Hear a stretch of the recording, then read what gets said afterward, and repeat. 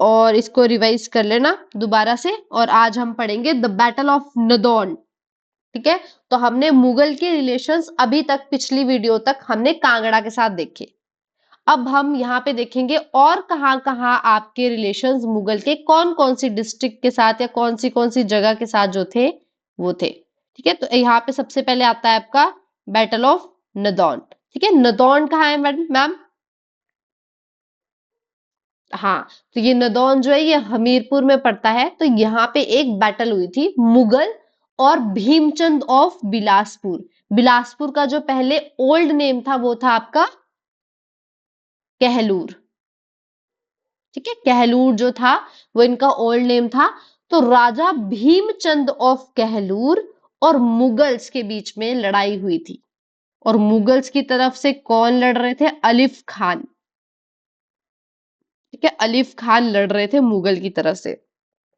तो ये जो बैटल है इसका ईयर जो है वो बहुत सारी बुक्स में कॉन्ट्राडिक्टरी है।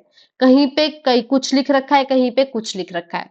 क्लियर? तो 1687, कहीं पे 1689, कहीं पे 90, 91, 92 ऐसे लिख रखा है। ठीक है, तो ये कॉन्ट्राडिक्टरी है, पर ये याद रखना कि 1685 के बाद ही ये लड़ाई हुई है। क्लियर?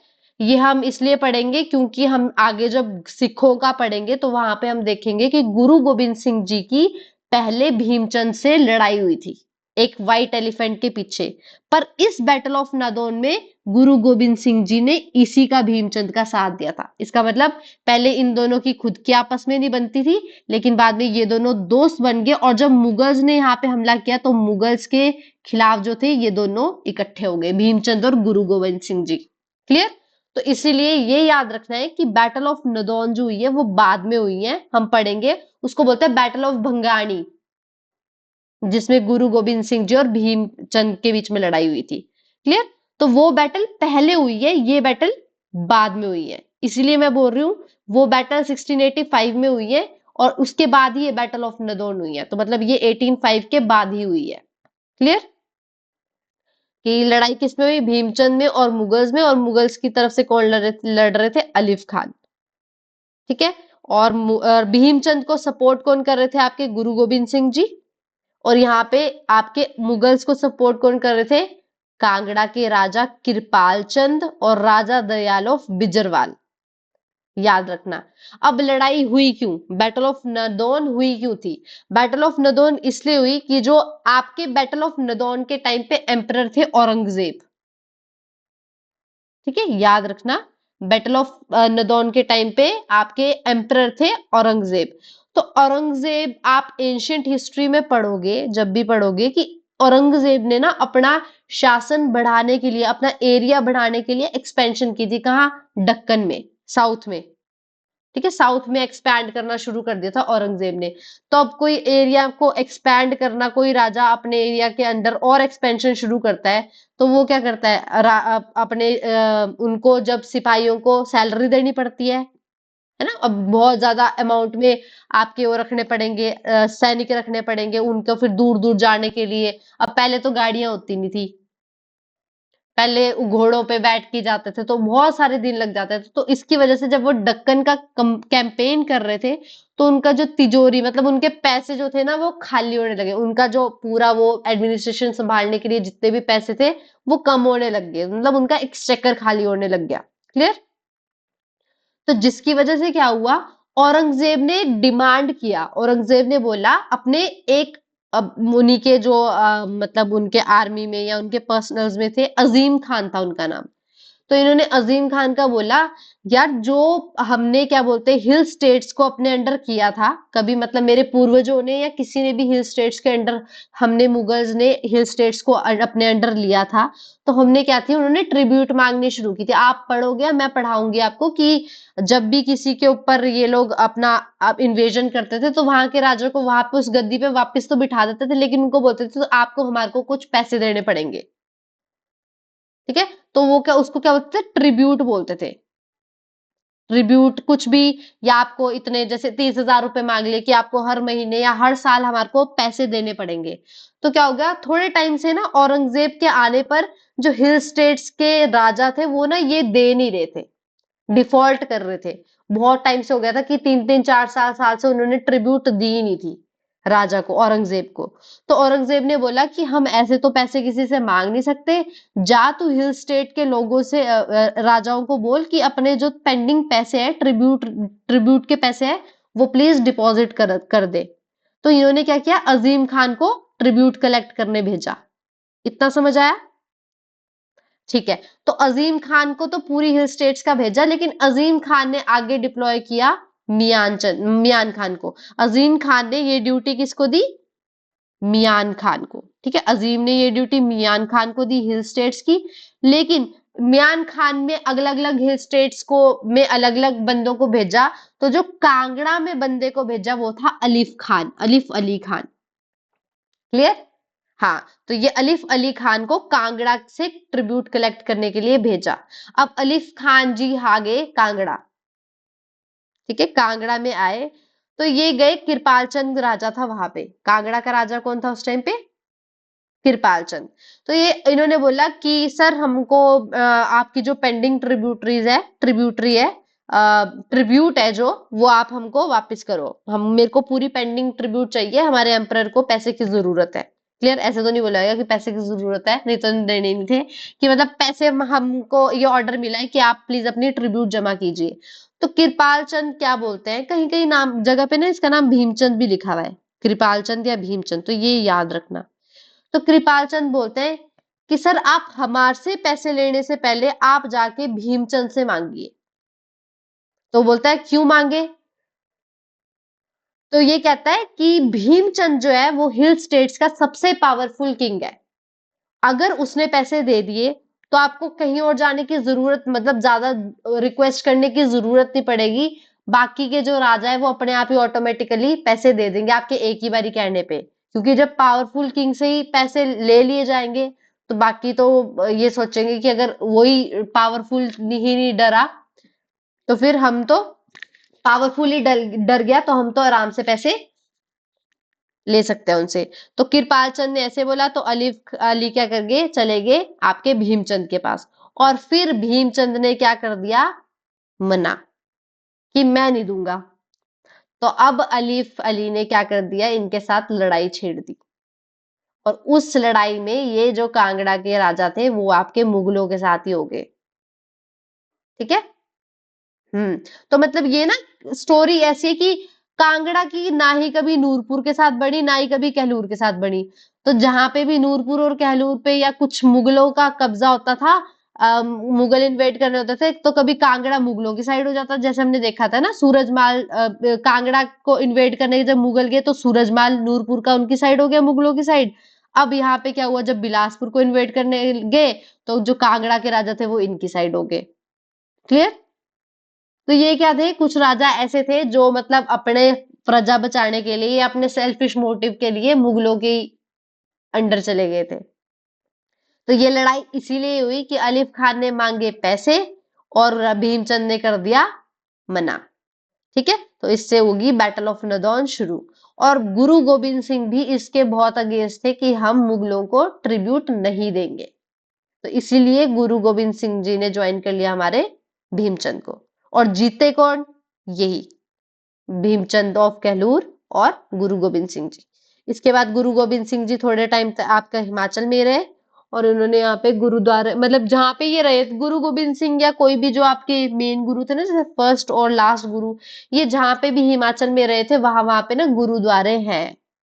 ठीक है, तो ये थी आपकी बैटल ऑफ नदौन। क्लियर हुई?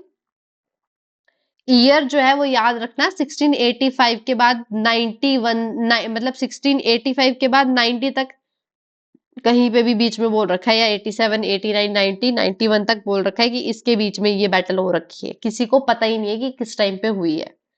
क्लियर? तो अब हमने कल जो है मुगल्स के लिए ये पढ़ा था कि मुगल्स ने जब जहांगीर ने आपका कांगड़ा का फोर्ट अप्लाई किया, मतलब कांगड़ा के फोर्ट पे कब्जा किया था, तो सबसे पहले किलादार कौन थे? नवाब अली खान। पहले किलादार का नाम क्या था? नवाब अली खान। और जब नवाब अली खान की डेथ हो गई या उनको वापस बुला लिया गया तो उसके बाद सेकंड नंबर पे कौन थे? हुरमत खान। ये यहाँ पे मैंने सारे लिख दिए हैं। ठीक है, कुछ नहीं पता तो आपको ऐसे पूछ सकते हैं कि कोच कुली खान जो थे वो मुगल किलादार थे आपके कांगड़ा फोर्ट के कौन से एम्परर के टाइम पे। ठीक है, ऐसे याद रखना है। तो नवाब अली खान और हुरमत खान जो थे वो कौन से एम्परर के टाइम पे कांगड़ा फोर्ट के किलादार थे? जहांगीर। ठीक है, फिर आपके उसके बाद नवाब आसद उल्ह खान और कोच कुली खान ये थे शाहजहां के टाइम पे। फिर आए सैयद हुसैन खान और हसन अब्दुल्ला खान और नवाब सैयद खालिल उल्ह खान ये थे आपके औरंगजेब के टाइम पे। मैम एक बारी में ऐसे लर्न करना मुश्किल होएगा, पर आप 3-4 बारी पढ़ोगे ना तो जहांगीर वाले तो आपको याद ही रह जाएंगे। ये तो ऊपर दे रखे हैं, ये तो इजी नाम है। ठीक है, तो नवाब असाद और कोच, असाद और कोच दो दो नाम करके जोड़ लो। असाद कोच, असाद कोच ये शाहजहां का हो गया। और यहाँ पे याद कर लो सैयद अब्दुल्ला खालिद, सैयद अब्दुल्ला खालिद कैसे भी करके याद कर लो ये थे। और अब लास्ट किलादार जो थे वो थे नवाब शरीफ अली खान। ये याद रखना बहुत जरूरी है, फर्स्ट और लास्ट। लास्ट किलादार कौन थे? नवाब शरीफ अली खान, ये याद रखना बस। ठीक है, तो अब यहाँ पे ये सब हो रहा था। अब मुगल्स का डिक्लाइन किसकी वजह से हुआ? एंशियंट हिस्ट्री जब आप पढ़ोगे तो पढ़ोगे मुगल्स के टाइम पे ना अहमद शाह दुर्रानी अफगानिस्तान से एक और आपका दुर्रानी डायनेस्टी का शासक आ गया, उसने इन्वेड करना शुरू कर दिया आपके पंजाब को। क्लियर? तो मुगल का डिक्लाइन हुआ, स्टार्ट हुआ, और इसके जो लास्ट राजा थे वो थे मोहम्मद शाह। कौन थे? मोहम्मद शाह। तो मोहम्मद शाह मतलब मुगल्स का जब डिक्लाइन होना शुरू हुआ तो क्या हुआ? अहमद शाह दुरानी की वजह से हुआ। अहमद शाह दुरानी ने क्या कर दिया? इन्वेजन शुरू कर दिया पंजाब पे। और कहीं कहीं तो लिख रखा है कि इन्होंने 8 बार इन्वेड किया इंडिया को, कहीं पे लिख रखा है 10 बारी। मैंने गूगल पे सर्च मारा तो वहां पे था कि अहमद शाह दुर्रानी ने 8 बारी इन्वेड किया था इंडिया को पंजाब को। पर कहीं कहीं पे 10 टाइम्स भी लिख रखा है, तो कॉन्ट्राडिक्टरी है। तो दोनों ही याद कर लो, अगर तो एक ही होएगा कभी एंशिएंट में आ जाए तो। अगर तो 8 ही हुआ क्वेश्चन में तो 8 करना है, नहीं तो 10 करना है। क्लियर? तो इस इन्वेजन की वजह से क्या हुई थी? आपकी मुगल एडमिनिस्ट्रेशन डिस्ट्रॉय होने लग गई थी। ठीक है, अब ये क्या करता था? अहमद शाह दुरानी आता था, फिर एक एक एरिया को आपके इन्वेड करता था और फिर वापस कहीं और चला जाता था। ठीक है, फिर आता था, फिर कहीं और इन्वेट कर, जिसकी वजह से कंफ्यूजन होगी कि यार करें तो करें क्या। तो कांगड़ा हिल के जो राजा थे ना, उन्होंने इस चीज की एडवांटेज ले ली। अब मुगल एडमिनिस्ट्रेशन तो होगी थी वीक, क्योंकि दुरानी बार बार इन्वेट कर रहा था। तो हिमाचल की जो कांगड़ा वगैरह थी वो सारी क्या थी? मुगल के अंडर थी। कांगड़ा वगैरह, कांगड़ा फोर्ट इससे पहले मुगल्स के अंडर था ना। ठीक है, रुदाली मैम गुड इवनिंग।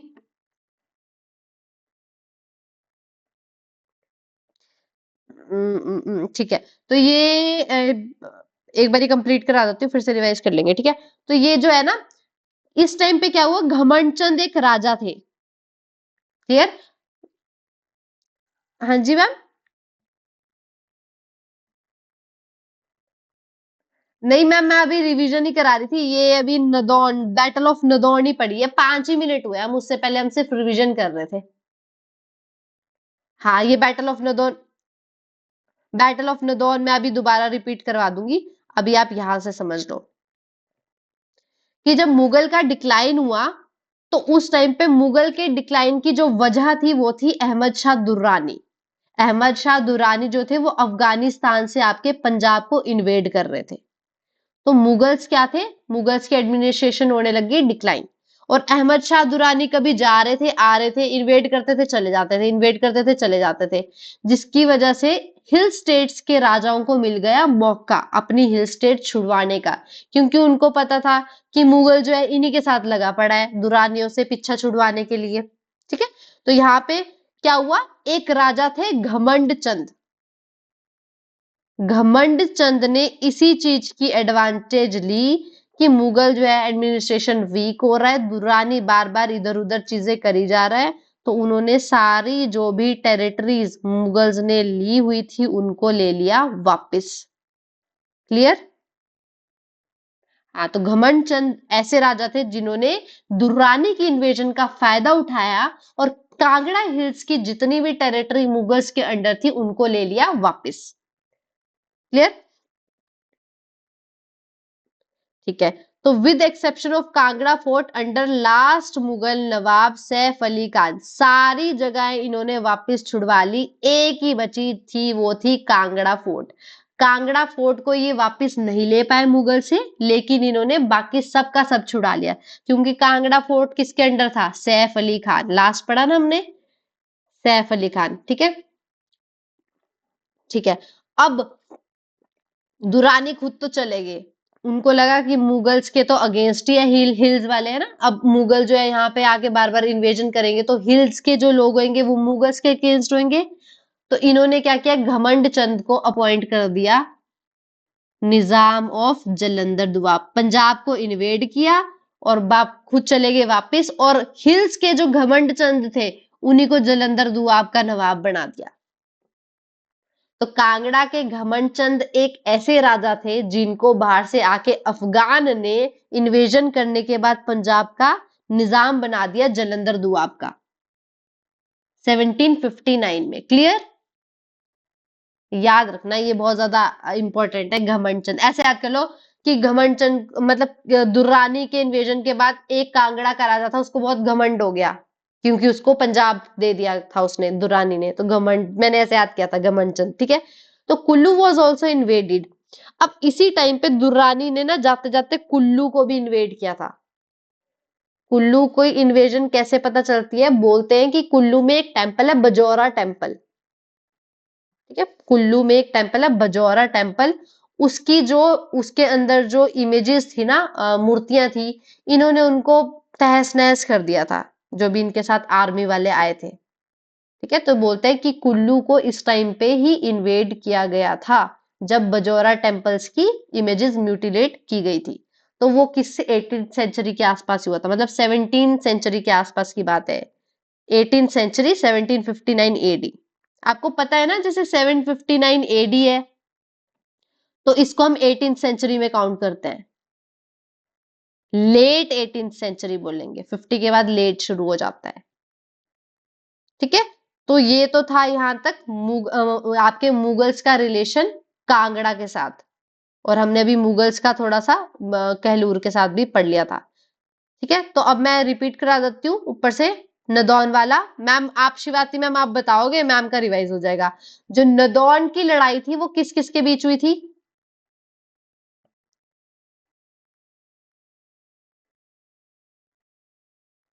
हाँ, आसिफ अली। ठीक है, हाँ, तो जो नदौन की लड़ाई थी वो भीमचंद और अलीफ खान के बीच में हुई थी। अलीफ खान जो थे वो मुगल्स की तरफ से आपके ट्रिब्यूट कलेक्ट करने आए थे, किसके ऑर्डर पे? औरंगजेब के ऑर्डर पे। हाँ, क्योंकि औरंगजेब जब दक्कन का कैंपेन कर रहा था तो उनकी जो थी ट्रेजरी, एक्सचेकर था, वो खाली होने लगा था, और क्योंकि हिल स्टेट्स के शासकों ने अपनी ट्रिब्यूट पे नहीं की थी 2-3 साल से, तो ये वही मांगने आए थे। और ये गए सबसे पहले किसके पास? सबसे पहले किसके पास गए? हाँ, कांगड़ा के राजा के पास, कृपाल चंद के पास। और जब कृपाल चंद से इन्होंने पैसे मांगे, ट्रिब्यूट मांगी, तो कृपाल चंद ने बोला ऐसा है जी, हमारे एरिया में तो सबसे स्ट्रांग कौन है? भीमचंद। अगर भीमचंद ने पैसे दे दिए जो कि कहलूर के राजा थे, तो ट्रिब्यूट दे दी, तो सब बाकी मान जाएंगे ट्रिब्यूट देने पे। और भीमचंद के पास जब ये गए तो इन्होंने क्या कर दिया? मना, और शुरू होगी लड़ाई। मैम बैटल ऑफ नदौन समझ आई रुदाली मैम?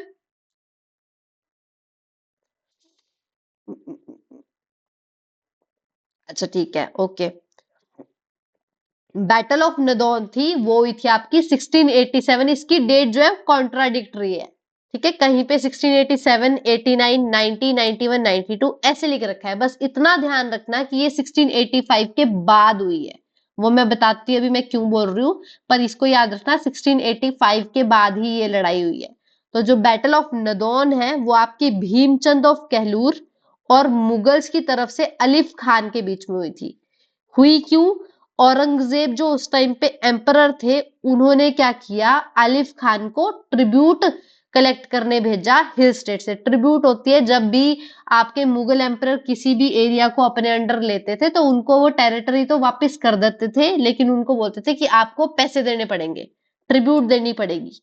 तो जो ये हिल स्टेट्स के राजा थे, ये 2-3 साल से ये पैसे नहीं दे रहे थे, और क्योंकि औरंगजेब के पास पैसे की कमी आ रही थी, क्यों? क्योंकि वो दक्कन का कैंपेन कर रहा था, दक्कन को कब्जा करने पे लगा हुआ था, ठीक है। तो उनके पास पैसे कम हो गए, तो उन्होंने अलिफ खान को भेजा पैसे कलेक्ट करने के लिए, ठीक है।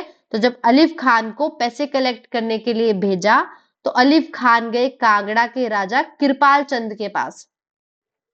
कृपाल चंद ने बोला कि सर, आप मेरे पास मत आइए, आप हमारे जो एरिया में सबसे पावरफुल किंग है उनके पास जाइए।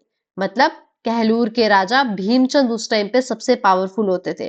वो बोलते हैं अगर भीमचंद ने पैसे दे दिए, भीमचंद ने ट्रिब्यूट दे दी, ट्रिब्यूट पैसे ही नहीं है तो कुछ भी हो सकता था, ठीक है। वो जरूरी नहीं है कि वो पैसे थे, सोना या जो भी वो बात आपस में एग्रीमेंट करके उन्होंने मांगा होगा वो।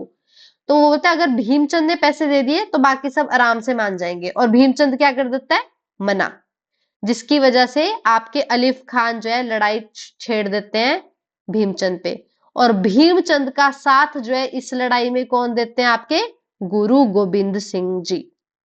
और अलिफ खान का साथ देते हैं कांगड़ा के राजा कृपाल चंद, जिनके पास वो पैसे मांगने गए थे, ट्रिब्यूट मांगने गए थे। इन्होंने खुद तो मना की कि साथ में खुद इनके साथ ही घुल गए लड़ाई में, ठीक है। और साथ में राजा दयाल ऑफ बिजलवार थे, बिजरवाल, क्लियर। और जीता कौन, भीमचंद, ठीक है।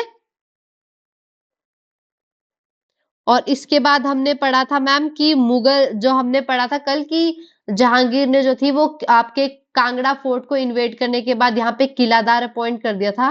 तो अब क्योंकि मुगल्स में जहांगीर, शाहजहां, औरंगजेब, इनके टाइम पे जो था ये जो कांगड़ा फोर्ट था ये इन्हीं के अंडर ही था, मुगल्स के अंडर, ठीक है। जब तक संसार चंद नहीं आता उससे पहले ही जो सारा था आपका कांगड़ा फोर्ट बहुत टाइम तक आपके मुगलों के अंडर रहा था। अब मुगलों के अंडर आता तो किलादार बार बार अपॉइंट करने पड़ रहे थे।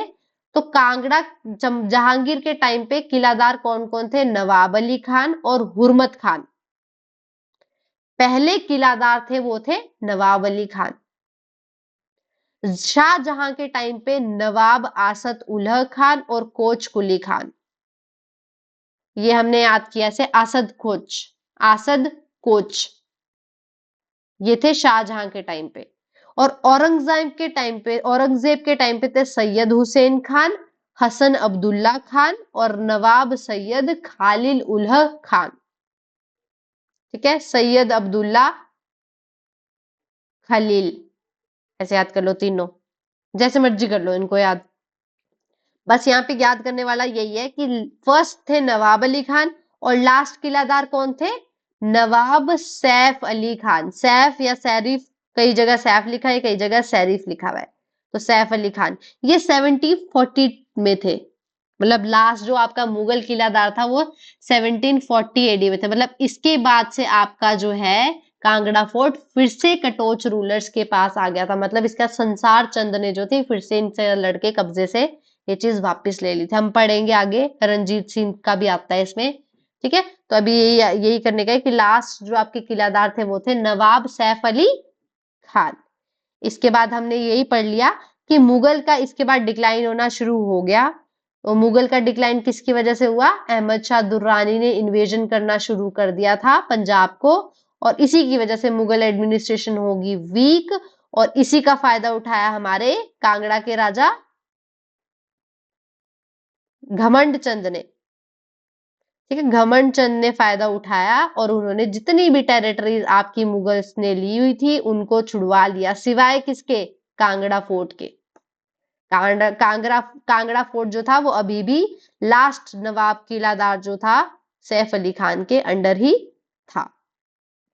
और अहमद शाह दुरानी ने को जब पता लगा तो अहमद शाह दुरानी जी खुश हो गए कि हम तो जा सकते हैं, हम यहाँ पे अब मुगल के अगेंस्ट कोई राजा जो घमंड चंद है उसको ही हम क्या कर देते हैं, जलंधर दुआब का बना देते हैं निजाम। क्लियर। और इसी टाइम पे बजौरा टेम्पल की इमेजेस म्यूटिलेट की गई थी दुरानियों के द्वारा। ये क्वेश्चन आ रखा है कि बजौरा टेम्पल जो है वो कहाँ पे सिचुएटेड है। ठीक है, तो कुल्लू में है। ठीक है, बजौरा टेम्पल। अब हम पढ़ेंगे, आज हम सिर्फ मुगल्स कंप्लीट करेंगे। ठीक है, कल और परसों तो क्लास नहीं है, मंडे को भी शायद ही होगी। आप ट्यूसडे से हम पढ़ेंगे सिखों का, सिख का रिलेशन क्या था। ठीक है, तो मुगल का कांगड़ा के साथ हमने देख लिया, कहलूर के साथ भी हमने थोड़ा सा देख लिया। अब हम देखते हैं मुगल का चंबा के साथ क्या रिलेशन था। एक तो मैं बता ही चुकी हूँ कि जब जहांगीर ने आपका कांगड़ा फोर्ट ऑक्यूपाई किया तो 1622 में कांगड़ा फोर्ट ऑक्यूपाई लास्टली कब किया, 1620 में, है ना। ट्राई जो था, फर्स्ट ट्राई था वो 1615 में किया, लेकिन वो हो गया फेल क्योंकि सूरजमाल हर कुछ कर ही जा रहा था। ठीक है, तो 1620 में फाइनली इन्होंने इन्वेड किया और 22 में जहांगीर जी खुद जो है आपके कांगड़ा फोर्ट आए, कांगड़ा आए। और इस टाइम पे जो कौन से राजा थे चंबा के जो आपके इनको विजिट किए थे, राजा जनार्दन। ठीक है, जनार्दन जो थे इनसे मिलने गए थे इन पर्सन। तो अब बात ये कि मुगल का क्या रिलेशन हुआ, एक तो हमने ये देख लिया। दूसरा क्या हुआ, वो बोल रहे हैं कि no evidence of Chamba invaded by Muslims before 16th century. तो यहाँ पे रहे कि 16th सेंचुरी से पहले बिल्कुल भी कहीं भी ऐसा एविडेंस नहीं मिला है कि मुगल ने चंबा को इन्वेड किया हो। क्लियर। तो 15 की बात हो रही है। हमने लड़ाइयां देखी, आपने मेरे को कौन कौन सी लड़ाइयां देखी थी हमने, बिधि चंद वाली, एक 1572 में, है ना, एक 1588 में और एक 1590, हाँ ये देखी थी। तो इस टाइम पे कहीं भी ऐसा चीज नहीं आई कि चंबा की इन्वॉल्वमेंट हो। एक आई थी, मैंने आपको बताया था, जब सेकंड नहीं फर्स्ट टाइम क्या हुआ, जब बिधि चंद जो जयचंद को छुड़वाने जा रहे थे, उसके बाद मैंने वहां पे आपको बताया था कि अकबर ने, उनका प्लान तो फेल हो गया, अकबर तो इन्वेड कर ही नहीं पाया आपके कांगड़ा फोर्ट को। लेकिन उन्होंने क्या किया था, वापिस आते आते टोडर माल को वहां पे छोड़ा था, बताया था मैंने। टोडर माल को वहां पे छोड़ा था किस लिए, उसने बोला कि हम जगह कांगड़ा फोर्ट तो ऑक्यूपाई नहीं कर पाए, लेकिन हम क्या करेंगे, थोड़ी बहुत चीजें वहां से लेंगे। तो कांगड़ा की कितनी विलेजेस ली थी, हाँ 66, गुड। 66 विलेजेस कांगड़ा की। और चंबा से क्या क्या लिया था, एक लिया था रेहलू, और साथ में ना छरी और गरोह भी लिख रखा है, छरी और गरोह, छरी गरोह और रेहलू ले लिया था आपके चंबा से। तो मतलब अकबर का जो था वो इन्फ्लुएंस था चंबा में भी 16th सेंचुरी में, उससे पहले नहीं था। समझ आया। हाँ, तो यहाँ पे ये लिख रखा है कि कहीं पे भी हमारे को एविडेंस नहीं मिलता है कि 16th सेंचुरी से पहले जो चंबा जो है वो मुगल के आपके नजर में आई हो। लेकिन जब कांगड़ा फोर्ट को कैप्चर किया गया, after capture of Kangra fort, ये जो है आपके नजरों में आना शुरू हो गया। क्लियर। जब भी प्लान कर रहे थे या कांगड़ा फोर्ट को कैप्चर किया था। तो अब हमने पढ़ लिया है कि रिहलू को एनेक्स किया था और साथ में छरी और गरोह, ये तीनों जगह कहाँ है आपकी, चंबा है, इनको चंबा में ले लिया था। अब यहाँ पे एक और इम्पोर्टेंट चीज आती है कि कौन से राजा थे चंबा के जो लॉयल रहे थे मुगल्स के साथ। प्रताप सिंह वर्मन, और हमने जनार्दन भी पढ़ा है ना। अब अगर ये जनार्दन जहांगीर को मिलने गए थे तो ऑब्वियस सी बात है लॉयल थे। लॉयल मतलब साथ देते थे, मना नहीं करते थे, अपोज नहीं करते थे। क्लियर। ये प्रताप सिंह वर्मन बहुत बारी आएगा आपके चंबा वाले डिस्ट्रिक्ट में, याद रखना। अब पढ़ेंगे हम ढलोग बैटल, ढलोग की लड़ाई। अब ये ढलोग की लड़ाई किस किस के बीच हुई थी, ढलोग की लड़ाई हुई आपकी जनार्दन, चंबा के राजा जनार्दन के बीच में और जगत सिंह ऑफ नूरपुर। राजा याद करना ध्यान से। तो ढलोग की लड़ाई किसके साथ हुई, जनार्दन की हुई जगत सिंह, नूरपुर और चंबा के बीच में ये लड़ाई हुई। तो जगत सिंह का साथ किसने दिया? मुगल्स ने। अब मुगलों ने क्यों दिया है ये जगत सिंह ऑफ नूरपुर, हमने कहाँ पढ़ा अभी थोड़ी देर पहले या कल पढ़ा था?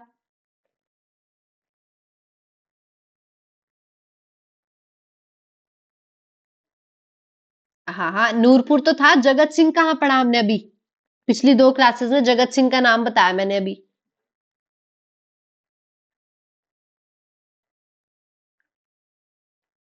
सोचो सोचो।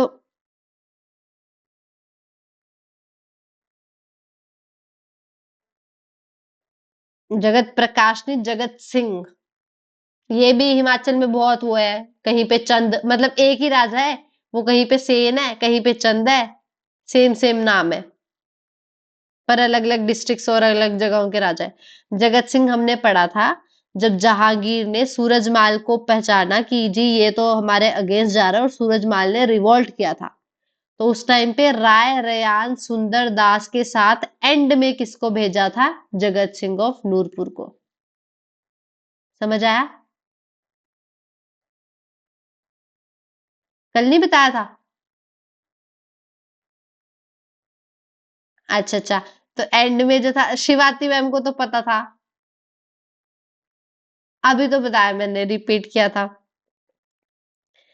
ठीक है, तो ये जगत सिंह ऑफ नूरपुर थे, ये सूरजमाल के भाई थे। ठीक है, जगत सिंह ऑफ नूरपुर। तो अब क्योंकि मुगलों, जहांगीर ने इनको इनको ही भेजा था ना इन्वेड करने को, तो ये तो जहांगीर का, मुगल्स तो इनका ही साथ देंगे। तो जगत सिंह ऑफ नूरपुर का जो साथ था वो मुगल ने दिया था। अब मुगलों ने अगर इनका साथ दिया तो ऑब्वियसली तो यही जीत रहे थे। तो यही जीते और जनार्दन और चंबा की क्या होगी? डिफीट। ठीक है। अब अगर चंबा में जनार्दन की डिफीट हो गई, तो मतलब नूरपुर के अंडर आ गया चंबा, है ना? अब नूरपुर के अंडर चंबा आया तो मुगल्स का भी कुछ रोल था ही। मुगल ने जिताया तो मुगल को कुछ ना कुछ तो मिलना ही था। क्लियर? तो हुआ क्या? Chamba was ruled over by Jagat Singh of Nurpur. ठीक है। अब मुगलों ने इनका साथ दिया, जगत सिंह को जिता दिया। अब जगत सिंह जो हो गए शक्तिशाली हो गए, उनके पास बहुत सारी पावर आ गई, और जब किसी के पास बहुत सारी पावर आ जाती है तो उसको और पावर की चाह होती है ना? ये पॉलिटिक्स में स्टेटमेंट है कि पावर करप्ट करती है, और बिल्कुल ही जिसके पास बहुत ही ज्यादा पावर होती है वो बिल्कुल ही करप्ट कर देती है। तो यहाँ पे ऐसा ही हुआ। जगत सिंह ऑफ नूरपुर ने क्या कर दिया? मुगल अथॉरिटी के खिलाफ ही बाद में रिवॉल्ट कर दिया। क्लियर? थोड़े टाइम बाद जनार्दन मर गए। जनार्दन और आपके जगत सिंह के बीच लड़ाई हुई। जगत सिंह जीत गया, जगत सिंह ने चंबा पे कब्जा कर लिया। पर ऐसा भी तो हो सकता था कि जनार्दन वापिस अपनी स्टेट छुड़वाए, लेकिन थोड़े टाइम बाद जनार्दन खुद ही मर गए थे। ठीक है। तो उसके बाद क्या हुआ? जब नूरपुर के अंडर चंबा गया, नूरपुर याद रख लेना, ये आप जब चंबा वाला चैप्टर पढ़ोगे ना तब आपको ये आएगा कि थोड़े टाइम बाद चंबा जो था नूरपुर के अंडर आ गया था। तो कौन से राजा ने छीन लिया था, मतलब कौन से राजा की वजह से नूरपुर के अंडर आ गया था चंबा? वो थे हमारे जगत सिंह। जगत सिंह के पास जब पावर आई, पहले तो मुगलों ने उनका साथ दिया, बाद में जगत सिंह ने मुगल के अगेंस्ट ही लड़ाई छेड़ दी। और फिर उस टाइम पे धलोक, जब ये बैटल ऑफ धलोक हुई तो आपके एम्परर कौन थे? शाहजहां। ये याद रख लेना। बैटल ऑफ नदौन के टाइम पे आपके एम्परर कौन थे?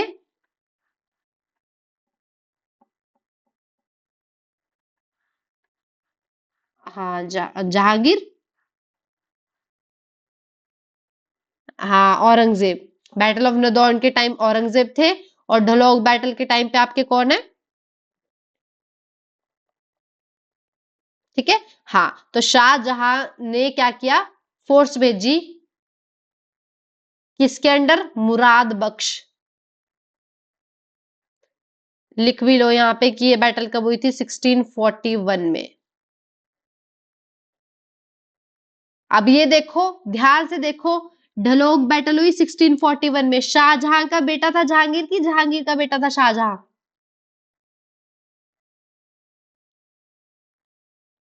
हम्म। तो जहांगीर का बेटा था शाहजहां,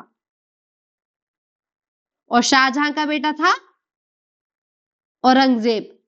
तो अब मैं यहाँ पे जो चीज बोल रही हूँ ध्यान से सुनना। हमने पढ़ा औरंगजेब के टाइम पे हुई बैटल ऑफ नदौन, और शाहजहां के टाइम पे हुई ढलोग बैटल। तो इसका मतलब ढलोग बैटल पहले हुई कि बैटल ऑफ नदौन? ढलोग बैटल, ठीक है। और वो हम पढ़ चुके हैं कि बैटल ऑफ नदौन कब हुई थी? 1685 के बाद हुई। अब यहाँ पे देखो जो बैटल ऑफ ढलोग है ये 1645 में हुई। कभी कभी क्रोनोलॉजी पूछ लेते हैं, तो अगर आपको एम्परर याद रह जाए तो आपको ये याद रह जाएगा कि कौन सी बैटल पहले हुई, क्योंकि सबको ही पता होता है कि शाहजहां का बेटा कौन था और जहांगीर का बेटा कौन था। क्लियर? इतना समझ आया? तो ढलोग बैटल हुई पहले और नदौन हुई थी उसके काफी टाइम बाद। तो ढलोग बैटल में जो था शाहजहां ने किसको भेजा? मुराद बख्श को। नाम याद रख लेना, किसको भेजा? मुराद बख्श को। और मुगलों की ये बात बड़ी अच्छी थी कि वो क्या करते थे, लड़ाइयां लड़ते थे, और लड़ाइयां लड़के पता क्या करते थे, टेरिटरीज उन्हीं को वापस कर देते थे। खुद जीत जाते थे पर जानबूझ के टेरिटरीज वापस कर देते थे और बोलते थे हमें पैसे चाहिए, हमें ट्रिब्यूट चाहिए, हमें नहीं चाहिए टेरिटरी। ऐसे लोग वो अमीर होते थे। समझ आया? तो यहाँ पे शाहजहां जी जीत गए, और उन्होंने क्या किया, थोड़े टाइम बाद किसको किंगडम दे दिया वापस। और अब किसको ये किंगडम वापस किया था? चंबा को। चंबा का किंगडम किसको वापस कर दिया था? पृथ्वी सिंह। किसको किया?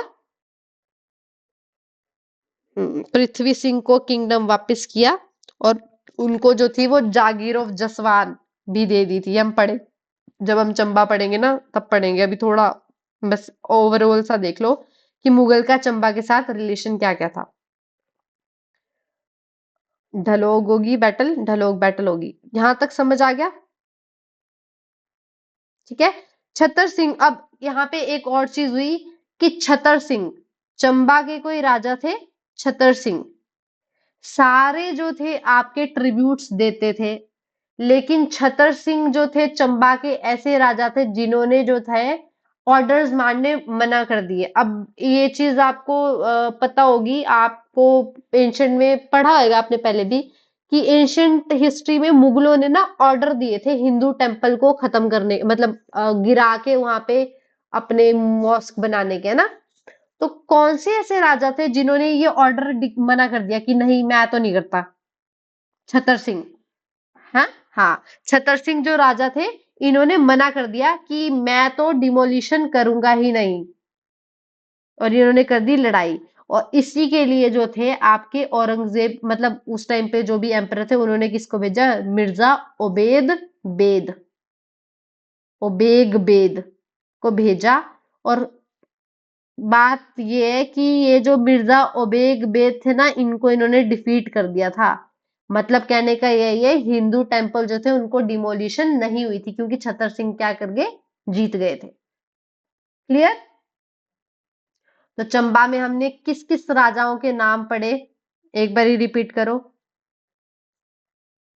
हाँ, एक पढ़ा हमने जनार्दन, और हाँ एक पढ़ा छतर सिंह, और हाँ पृथ्वी सिंह वर्मन, पृथ्वी सिंह, और क्या पढ़ा?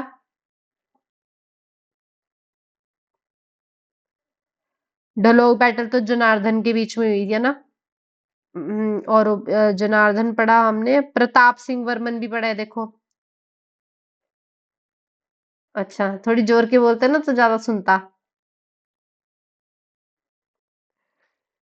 पृथ्वी, हाँ पृथ्वी सिंह, हाँ ना मैंने पृथ्वी सिंह वर्मन बोल दिया था। हाँ, प्रताप सिंह वर्मन, बस ठीक है। ये पढ़े, ये इसलिए बता रही हूँ, ऐसे तो ये भी नहीं, पर जब आप चंबा पढ़ोगे ना तो आपको उस टाइम पे ध्यान रहेंगे कि हाँ हम ये ऑलरेडी पढ़ चुके हैं। क्रोनोलॉजी याद करनी है बस, वो तो तब हो जाती है जब आपको इवेंट्स याद होंगे ना कि कौन से कब हुए। जैसे हमने ढलोग पढ़ा और नदौन की बैटल पढ़ा, तो वो अपने आप याद आ जाता है कि किस किस के टाइम पे हुए थे।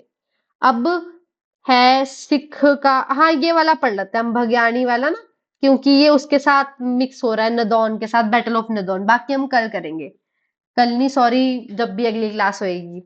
मैंने आपको बोला कि बैटल ऑफ नदौन जो हुई 1685 के बाद ही हुई, ठीक है, 1685 से 90 के बीच हुई।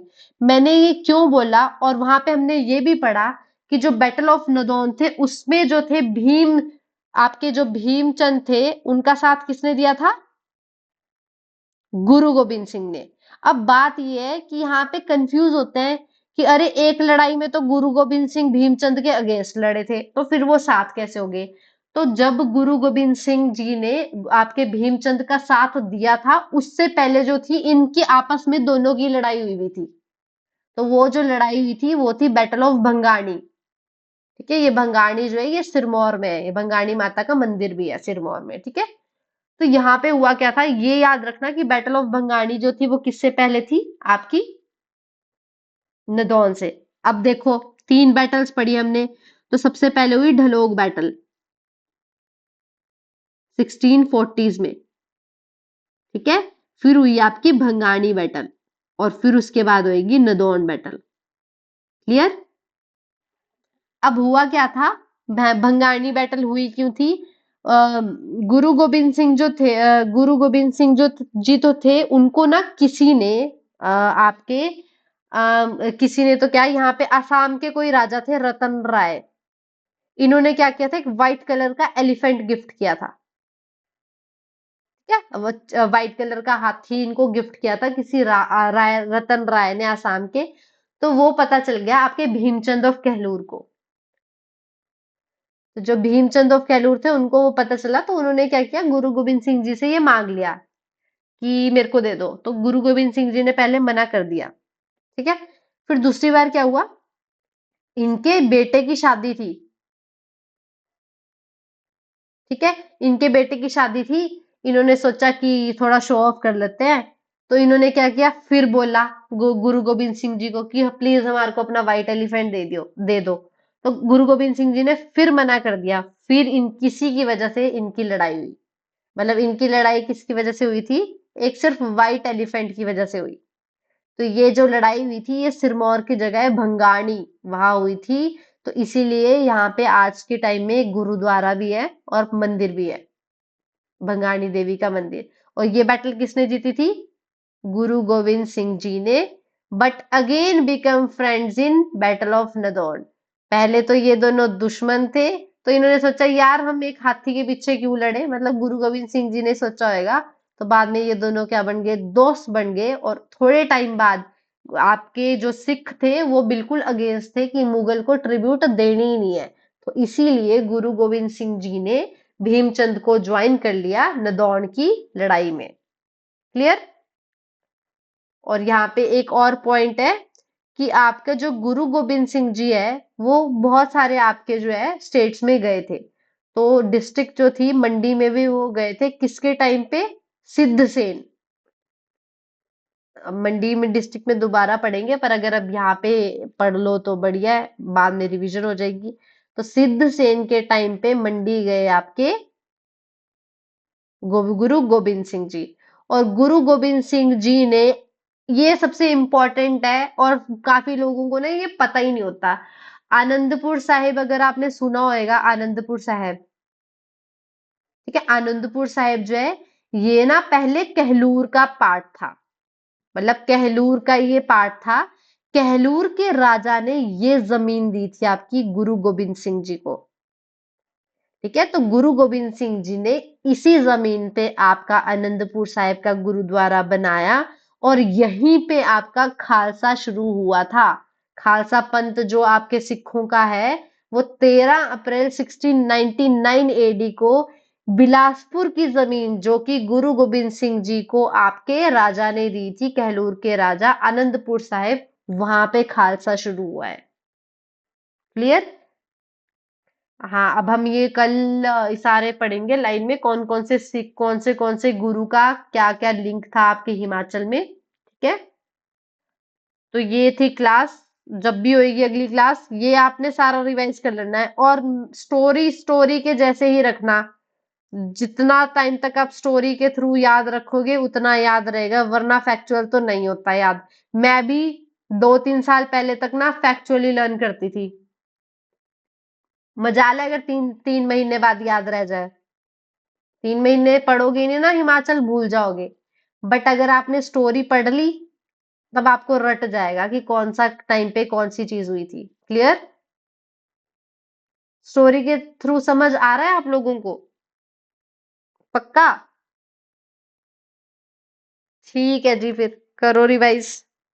मिलते हैं मंडे को। मैम शायद क्लास लूंगी, मैं सर को बता दूंगी, अगर ली मैं आपको खुद इन्फॉर्म कर दूंगी। शायद से मैं लीव पे हूँ, ठीक है? रिवीजन कर लेना याद से, कहीं मैं ले लूं क्लास और रिवाइज ही ना किया हो। ठीक है? ओके जी, गुड नाइट।